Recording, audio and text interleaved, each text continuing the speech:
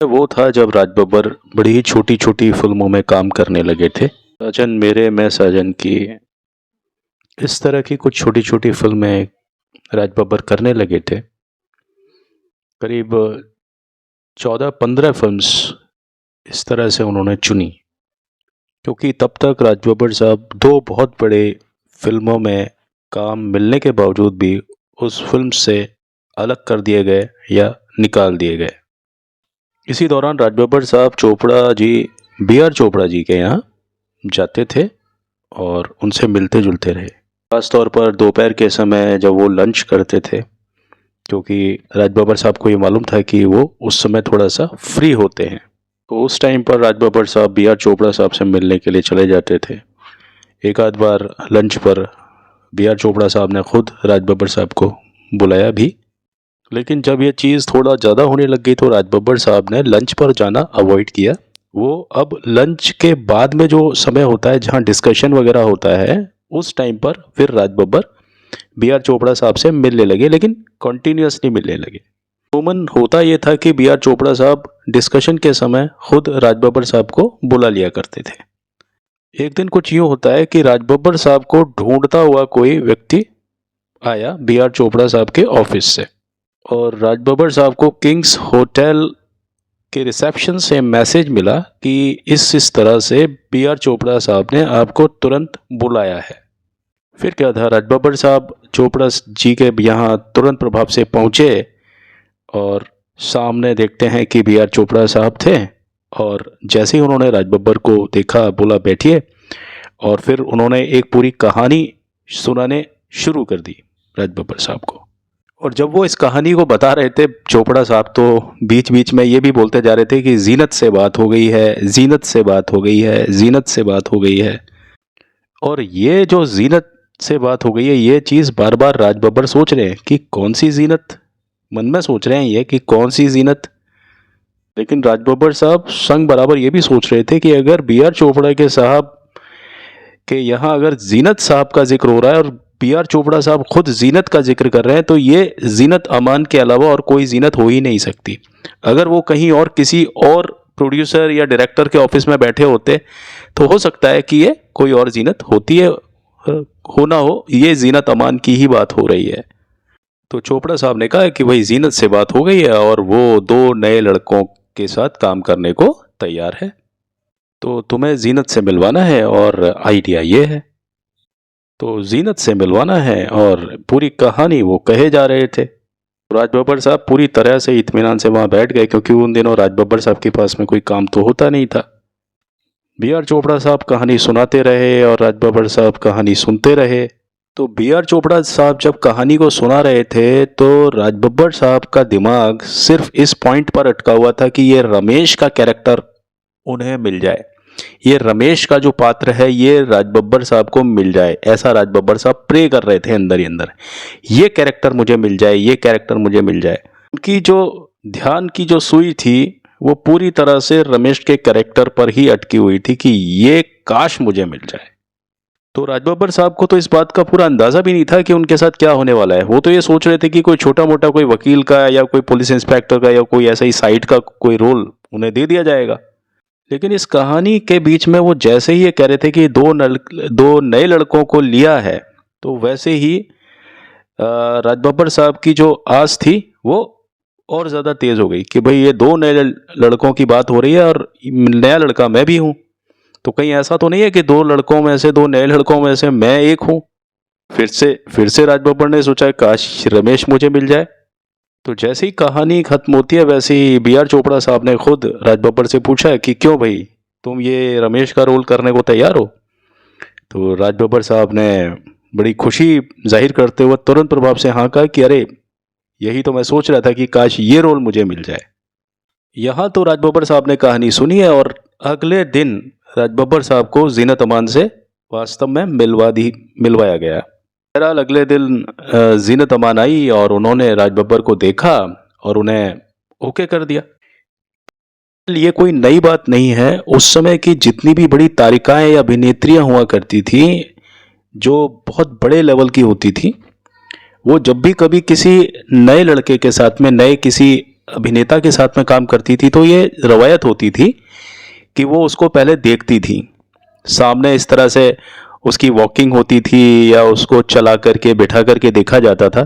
ठीक उसी तरह जैसे कि लड़का जब लड़की को देखने के लिए जाता है तो जो तरीका होता है वहाँ लड़का लड़की को देखता है, और इस केस में जो बड़ी हीरोइंस होती थी, बड़ी एक्ट्रेसेस होती थी, वो नया जो लड़का है जिसके साथ काम करती थी वो उसको चला करके उठा करके साइड पोज और left pose, right pose, front, सब चीज़ें देखा करती थी। कुछ इस तरह का कुछ मौका या इस तरह के दृश्य हुआ करते थे। फिर जब उन्होंने ऐसे देखा ताकि कर ली तो बी आर चोपड़ा ने कहा कि आर यू कंफर्टेबल, आप तैयार हैं? तो जीनत अमान ने कहा कि अरे कैसी बात करते हैं चोपड़ा साहब, आप जब आप कंफर्टेबल हैं तो मैं भी बिल्कुल कंफर्टेबल हूँ, मुझे कोई दिक्कत नहीं है इनके साथ में काम करने के लिए। तो इस तरह से कुछ सफ़र शुरू हुआ राज बब्बर साहब का बी आर चोपड़ा कैंप के साथ में। अब साहब यहाँ तक तो सब सही हुआ, राज बब्बर खुश भी थे, लेकिन जैसे ही राज बब्बर साहब बी आर चोपड़ा साहब के ऑफिस से निकले वैसे ही एक बार फिर से राज बब्बर साहब को बहुत तेजी से डर लगने लगा। आप सोचेंगे कि डर किस बात का था अब राज बब्बर साहब के लिए? वो डर इस बात का था क्योंकि ये भी फिल्म बहुत बड़ी थी और राज बब्बर साहब ऑलरेडी 2 बहुत बड़ी फिल्मों से निकाले जा चुके थे या हटाए जा चुके थे। राज बब्बर साहब ने इस चीज़ की तलक किसी को भी नहीं दी, इवन अपनी घर पे इस बात को चिट्ठी के द्वारा अपनी पत्नी को भी, नादिरा जी को भी इस तरह की कोई भी बात उन्होंने चिट्ठी में भी नहीं लिखी। हालांकि नादिरा को वो संग बराबर लेटर्स तो लिखते थे, फ़ोन फैसिलिटी उस समय इतनी नहीं हुआ करती थी, वो बहुत बड़े बड़े लोगों के पास में होती थी और राज बब्बर साहब उस समय बहुत ज़बरदस्त स्ट्रगल कर रहे थे मुंबई में। कुछ हद तक राज बब्बर साहब को इस बात की उम्मीद ही नहीं थी कि वो इस फिल्म में काम भी कर पाएंगे। उन्हें न जाने ऐसा क्यों लग रहा था कि इस फिल्म से भी वो निकाल दिए जाएंगे जैसे कि पहले 2 बड़ी फिल्मों से वो निकाल दिए गए हों। तो उन्हें इस बात की कोई उम्मीद नहीं थी। हाँ, इस बात की खुशी जरूर थी कि इसी बहाने उनका मिलना बी आर चोपड़ा साहब से इस तरह से हुआ और बी आर चोपड़ा साहब ने पूरी कहानी को कन्वे किया और साथ ही साथ उन्होंने जीनत अमान से भी राज बब्बर साहब को मिलवाया। इस बात की राज बब्बर साहब को बहुत ज़्यादा खुशी थी। भी रोल भी बहुत अच्छा था, सब कुछ अच्छा था। चलो इस बात का ही सुकून रहा, संतोष रहा कि चलो कुछ तो जिंदगी में बढ़ोतरी हुई, कुछ तो एक्सपीरियंस बढ़ा। बस सिर्फ राज बब्बर साहब अभी यहीं तक ही सोच रहे थे, उनके दिमाग में इसी तरह की कोई भी एक भावना नहीं थी कि क्या वो इस रोल के लिए वास्तव में चुन लिए गए हैं। अब आप देखिए राज बब्बर साहब ने खुद को पूरी तरह से प्रिपेयर कर लिया इस चीज़ के लिए कि दोबारा से एक झटका मुझे पड़ सकता है कि मैं, हो सकता है कि इस फिल्म में से निकाल दिया जाऊं। उनके दिमाग में ये चीज़ें चल रही थी क्योंकि पुराना जो उनका एक्सपीरियंस था वो बहुत ज़्यादा गंदा एक्सपीरियंस रहा हुआ था। तो राज बब्बर साहब ने खुद को पूरी तरह से मेंटली प्रिपेयर कर लिया कि अगर इस बार फिर से ऐसा कोई झटका लगता है तो वो इस तरह के झटके को सहने के लिए पूरी तरह से तैयार हो जाएंगे।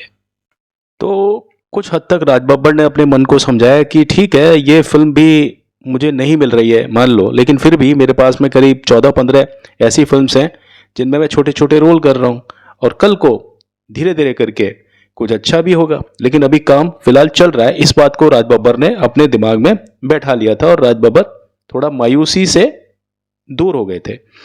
राज बब्बर अपने दिलो दिमाग पर मायूसी नहीं लाना चाहते थे, इस करके उन्होंने ये सारे काम किए।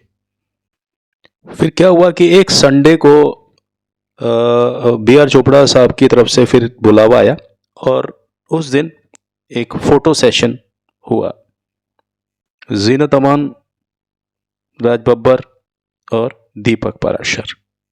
राज बब्बर साहब के पास बुलावा तो आ गया, लेकिन राज बब्बर साहब के पास में कोई शर्ट नहीं थी पहनने के लिए जिसे वो पहन करके जाएं और जा करके फोटो सेशन कराएं। तो राज बब्बर साहब को यह अच्छी तरह से याद है कि इस मौके पर रवि चोपड़ा साहब, बी आर चोपड़ा साहब के बेटे ने, रवि चोपड़ा साहब और उनकी जो वाइफ रेनू चोपड़ा ने एक शर्ट निकाल करके दी थी, एक स्वेट शर्ट राज बब्बर को पहनने के लिए, जिसकी जो आस्तीन थी वो राज बब्बर साहब के छोटी थी। तो राज बब्बर साहब ने उन आस्तीन को फोल्ड कर लिया था। जो स्लीव्स को उन्होंने मोड़ा है वो आज भी वो जो तस्वीर है वो सबको दिखाई देती है। राज बब्बर साहब का जो फर्स्ट जो शूट हुआ था जीनत अमान और दीपक पाराशर साहब के साथ, वो एक तस्वीर की एक तरफ राज बब्बर साहब और दूसरी तरफ दीपक पाराशर और बीच में जीनत अमान, और पूरी तरह से फिल्म इंडस्ट्री में बात पहुंच गई और फिर से एक बार हंगामा हो गया। राज बब्बर एक बार फिर से डर के आगोश में आ गए, क्योंकि राज बब्बर साहब पहले से ही दूध के जले थे, अब वो छाछ को फूंक फूंक करके पी रहे थे। क्योंकि पहले भी राज बब्बर साहब के साथ में 2 बार ऐसा हुआ था, उन्हें फिल्म शुरू होने के बाद में यह कह कर के फिल्म से निकाल दिया था कि आपकी नाक कुछ ज़्यादा ही लंबी है। तो यहाँ पर तो अभी फिल्म भी शुरू नहीं हुई थी, सिर्फ फोटो सेशन ही हुए थे। तो इस दौर में कभी ऐसा हो रहा था कि राज बब्बर कभी मायूस थे, कभी बहुत ज़्यादा दुखी थे, कभी बहुत ज़्यादा खुश थे, कभी उनके आंसू आ रहे थे, कभी चेहरे पर मुस्कान थी। कुछ इस तरह का दौर दरमियाँ राज बब्बर के साथ में चला। लेकिन ईश्वर इस बार राज बब्बर के साथ था। वो जो पहला शूटिंग शेड्यूल था वो शुरू हुआ, और वो लोकेशन थी होटल हॉलीडे इन, जिसको आजकल की भाषा में नवोताल कहते हैं। उसका नाम बदल दिया गया है। और जो इस फिल्म का सेकंड शेड्यूल है वो सेंच्योर में हुआ। और ये 2 ऐसे शेड्यूल्स थे, इनके बाद में राज बब्बर साहब का जो ग्राफ है वो आगे बढ़ता चला गया। फिर उसके बाद राज बब्बर साहब ने कभी पलट करके वापस पीछे नहीं देखा। तो फिर वो दिन भी बहुत जल्दी आ गया। 31 दिसंबर की वो रात, 1979 था वो साल। और इस समय के आते आते राज बब्बर साहब की झोली में एक और फिल्म आ गई। उस फिल्म का नाम था राज। आपने उस फिल्म के बारे में सुना होगा, सस्पेंस मूवी थी। वो फिल्म थी वीरेंद्र कुमार की। वीरेंद्र कुमार, ये वही वीरेंद्र कुमार हैं जो कि जुबिली कुमार, राजेंद्र कुमार के छोटे भाई थे। उस फिल्म में राज बब्बर के साथ में संजीव कुमार और सुलक्षणा पंडित भी थी। ये जो फिल्म थी राज, ये एक सस्पेंस मूवी थी, और उस समय तक संजीव कुमार साहब की बहुत ज़्यादा तबीयत खराब रहने लग गई थी। हार्ट अटैक का कुछ प्रॉब्लम पहले ही उनके साथ में हो चुका था। तो ये कुछ उन फिल्मों में से थी जो कुछ मुलतवी चल रही थी। राज फिल्म के बारे में एक ख़ास बात यह है कि ये फिल्म लिखी थी आपके राइटर जोड़ी सलीम जावेद ने, लेकिन इस फिल्म को उन्होंने वीरेंद्र कुमार को दे दिया था। तो वीरेंद्र कुमार अपने निर्देशन में इस फिल्म को बना रहे थे। ये वो दौर था जब संजीव कुमार थोड़ा बीमार कुछ ज़्यादा ही रहने लग गए थे, और सुलक्षणा पंडित जो उनके अपोजिट थी, वो एक ऐसी एक्ट्रेस थी जो कि संजीव कुमार साहब के अलावा किसी और के साथ फिल्म करना पसंद नहीं करती थी। लेकिन जब सुलक्षणा पंडित जी को जब कन्विंस किया गया तो वो इस बात पर तैयार हो गई। तो जैसे ही उनके मुलाकात वीरेंद्र कुमार जी से हुई, तो वीरेंद्र कुमार जी एक बार राज बब्बर साहब से आकर के मिले। जब उन्होंने उनके रहने की जगह देखी तो उन्होंने कहा कि एक जगह है मेरा दिमाग में तुम्हारे लिए। खीरा नगर रामेश्वर बिल्डिंग में उन्होंने एक छोटा सा एक कुछ जगह बनाई हुई थी रहने के लिए। तो वो एक गैराज नुमा एक जगह थी जहाँ छोटा सा कुछ पेंट्री, कुछ किचन और कुछ बाथरूम वगैरह का पूरा एक सेटअप अच्छा सा छोटी सी जगह में डाला हुआ था। एक बेडरूम भी था वहाँ और एक छोटी सी बैठक थी। तो वीरेंद्र कुमार जी ने राज बब्बर से उस जगह पर रहने के लिए कहा कि भाई तुम इस जगह पर रह लो। तो राज बब्बर इस बात पर राज़ी हो गए। राज बब्बर साहब को इससे ज़्यादा और चाहिए भी क्या था कि उन्हें एक अच्छी सी जगह एक व्यक्ति लायक मिल गई थी। जब राज बब्बर साहब ने उनसे किराया पूछा कि भाई इसका क्या किराया लेंगे आप, तो वीरेंद्र कुमार जी ने बस इतना कहा था कि आप सिर्फ किराए के नाम से आप मुझे अपनी डेट्स दे दीजिए, क्योंकि मैं आपको लेकर के फिल्म बनाने की सोच रहा हूँ। और इस फिल्म का नाम था राज। तो वो जो समय था वो अक्टूबर का समय था, और राज बब्बर साहब ने फटाफट से फिल्मों की शूटिंग में व्यस्त हो गए। और इस समय तक राज बब्बर किंग्स होटल में जो प्रकाश मेहरा साहब का जो एडिटिंग रूम होता था वहाँ से वो गए नहीं थे, क्योंकि राज बब्बर साहब प्रकाश मेहरा साहब के कहने पर वहाँ पर रुके थे। क्योंकि प्रकाश मेहरा साहब ने राज बब्बर साहब को ये प्रॉमिस किया था कि वो उन्हें फ़िल्म देंगे, और प्रकाश मेहरा साहब ने उन्हें फ़िल्म दी भी, लेकिन उसी तरह से फ़िल्म्स वापस भी ले ली। तो राज बब्बर साहब ने अभी किंग्स होटल का वो जो एडिटिंग रूम था वो छोड़ा नहीं था, बस वो एक समय का इंतज़ार कर रहे थे कि वो समय जैसे ही आएगा, वो तारीख जैसी आएगी, मैं उस कमरे को छोड़ दूंगा। सामान राज बब्बर साहब के पास में कुछ भी नहीं था, ज़्यादा कुछ नहीं था, मतलब एक उनका एक सूटकेस था, छोटे मोटा कुछ सामान था, बस इतना सा ही उनके पास था। कुछ कपड़े ज़्यादा हो गए थे जब वो आए थे राज बब्बर, तो कुछ ज़्यादा कपड़े नहीं हुआ करते थे उनके पास में। फिल्में मिली तो राज बब्बर साहब ने कुछ शॉपिंग करना भी शुरू किया, कुछ शूज़ खरीदे, कुछ पैंट्स खरीदी, शर्ट्स खरीदे। तो एक सूटकेस राज बब्बर साहब के पास में पहले था, और एक सूटकेस इस वजह से और थोड़ा ज़्यादा हो गया था, बस ये उनके पास में सामान था। तो राज बब्बर साहब ने चाबी को संभाल लिया अपने कमरे की, और सूटकेस को संभाल लिया। एक कार्टन था, उसमें कुछ और सामान था, उसको बांध लिया। लेकिन राज बब्बर साहब अभी एक नियत वक्त आने का इंतज़ार कर रहे थे कि वो जब वो समय आएगा तो ये चाबी वो प्रकाश मेहरा को वापस कर देंगे। प्रकाश मेहरा जी के यहाँ पर राज बब्बर एक सदस्य की तरह थे। बहरहाल 31 दिसंबर सन 1979 ये तारीख भी आई जिसका राज बब्बर साहब को बड़ी ही बेसब्री से इंतज़ार था, क्योंकि राज बब्बर साहब इस घर में एक फैमिली मेंबर की तरह रहते थे। तो जो उस शाम को, जो उस रात को न्यू ईयर की पार्टी हुई, उसमें राज बब्बर साहब ने ना सिर्फ शिरकत की बल्कि वो सर्व करने का काम भी, मेहमानों को ड्रिंक्स सर्व करने का काम या कोई भी चीज़, वो काम राज बब्बर साहब भी कर रहे थे। क्योंकि जो भी कोई स्टार्ट किया था छोटा मोटा भी किसी तरह से, ये एक अलग बात है कि प्रकाश मेहरा फिल्म नहीं दे पाए राज बब्बर को, लेकिन शुरुआत जो थी मुंबई में पैर टेकने के लिए, पाँव जमाने के लिए, थोड़ा सा रुकने के लिए, सर के ऊपर एक छत करने के लिए, उसके लिए वो आभारी थे राज बब्बर साहब प्रकाश मेहरा साहब के। तो साहब नया साल का जो एक जश्न हुआ वहाँ पर, और उसके बाद में जब जश्न परवान चढ़ा, उसके बाद में फिर ढलान भी हुई, जब लोगों ने अपने अपने घर जाना शुरू कर दिया। राज बब्बर साहब भी पूरे मस्ती में थे। तो राज बब्बर साहब को पूरी बात याद थी। तो राज बब्बर साहब ने खुद से ही कहा कि मुझे अब कंट्रोल करना चाहिए, कहीं ज़्यादा मैं मस्त ना हो जाऊं, और अब प्रकाश मेहरा साहब को मुद्दे की बात बोलनी चाहिए। तो फिर जब सब लोग चले गए तो प्रकाश जी ने भी कहा कि अब हमसे नहीं बैठा जाता, अब हम भी रुखसत हो लेते हैं। बस इसी एक पल राज बब्बर साहब ने अपनी पैंट्स की जेब में से वो चाबी निकाली, किंग्स होटल के उस एडिटिंग रूम की, और हाथ जोड़ते हुए वो चाबी वापस प्रकाश मेहरा साहब को सुपुर्द कर दी। जिसकी चाबी थी उसी को वापस दे दी। इस पर प्रकाश मेहरा ने कहा कि ये क्या?